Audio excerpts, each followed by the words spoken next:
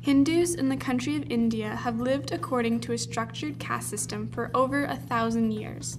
They believe all men are created unequal.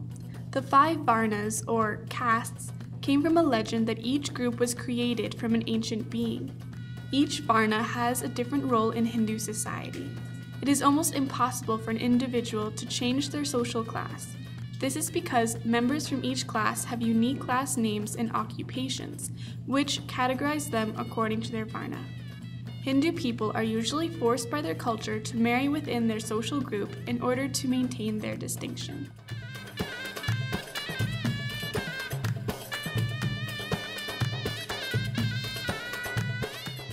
At the top of the hierarchical ladder is the Brahmin group.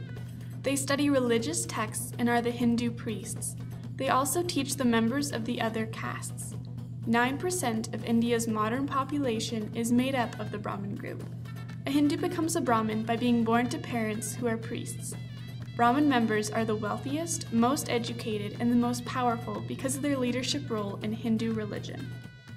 The Kshatriyas. Their title was derived from words meaning power and ruler. They were the ruling class that often collaborated with Brahmins as they reigned over the kingdom. Examples of the group are soldiers, generals, and kings. The duty of every Kshatriyas was to fight injustice and to protect and preserve the caste system. They have aggressive virtues embedded in them and were extensively educated in statecraft and history as children. They respect people with courage and intelligence. The male children were considered a symbol of masculinity, while the female were gentle and very well behaved. Men were not allowed to marry outside their class, and the joint family system was strictly followed. Marriages between castes were generally frowned upon. Vaisyas. Their title was derived from a word that means to live. They were the merchant class, otherwise known as landowners, merchants, and moneylenders. They've traditionally been wealthy as a result from their occupation. They were lower ranking but crucial to society and traditionally described as commoners. Out of charity, they funded the construction of temples, hospitals, and other public facilities. The Brahmin caste may have encouraged the social and religious charity in hopes of diffusing the power which often comes with wealth. The Vaisyas valued education, especially religious education, in hopes for being twice born, which is an important accomplishment in Hindu. They also carry on trading activities like bringing farm products to the market and lending money to keep various enterprises going. The Sudra's main role in society is to serve the upper 3 classes as laborers. They don't have a proper place in society, and they are second lowest group in the hierarchy. They're the people who do all the jobs that the above varnas don't want. They often have all the hard jobs that require lots of work and long hours. An example of one of these jobs would be a shoemaker. Some Sudras can change his or her status by marrying someone from an above varna. They'll change their name and wear a disguise so no one will recognize them, and they can live peacefully in their new status. The untouchables are the lowest varna. They are considered too impure and too polluted to be seen as an actual human being. They are not seen as equal to anyone else in society. They are banned from temples and any higher class people's home. They are not allowed to eat from the same public places as the higher classes. They are often outcasted to the sides of society. In some rare but very uncommon cases, they may be lynched, burned, or raped. If someone from a different varna comes in contact with an untouchable, they immediately have to go unwashed because they are now considered unclean. In North America, are all men really considered to be created equal? Business CEOs and celebrities in North America are comparable to the Brahmin group. This is because they are the wealthiest and most influential people in society. Since they have a higher position, they are given more money.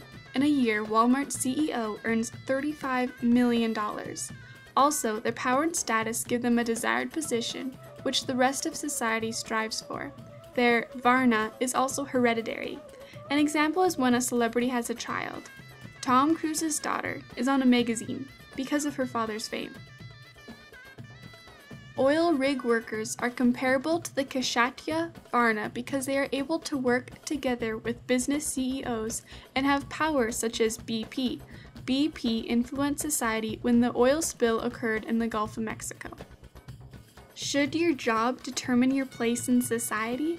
Most oil riggers in 1 year earn $50,000 for an entry position to $220,000 when their tasks become specialized. They receive benefits such as being able to not work for half the year. Through their wealth, oil riggers' children have more opportunities for a wealthy lifestyle and have more pressure to have a higher education than a middle-class worker. North America's caste system allows money to determine the groups. The groups are maintained by individuals' lifestyles and wages. Like the Vaishya, it is possible for middle-class workers in North America to have higher wages from their occupations, but they must live a lower lifestyle because they have to maintain the distinct caste groups. Examples of this group are construction workers, policemen, and airport workers. In a year, a construction worker makes $42,000. Often construction workers explain the unfairness of taxes and the inability to make more money. Middle-class children are impacted by their parents' work because they cannot easily live wealthy lives. They are usually told to go to college and often have to work in order to pay for themselves.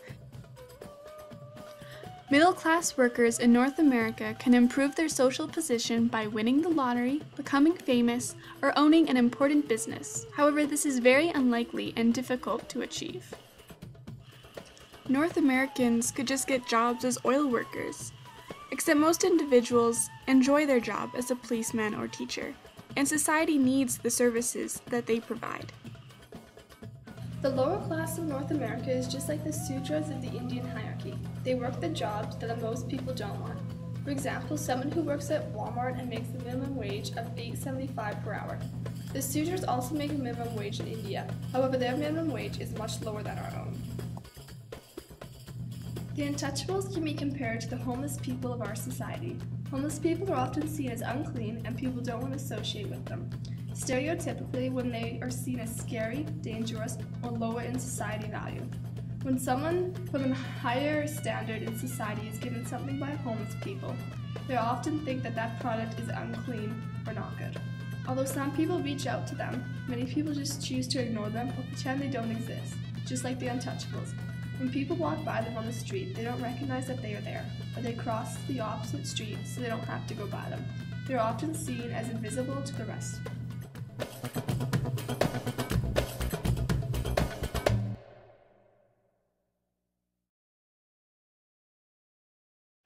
In this movie, we covered society's social evils of marginalization, discrimination, and labeling.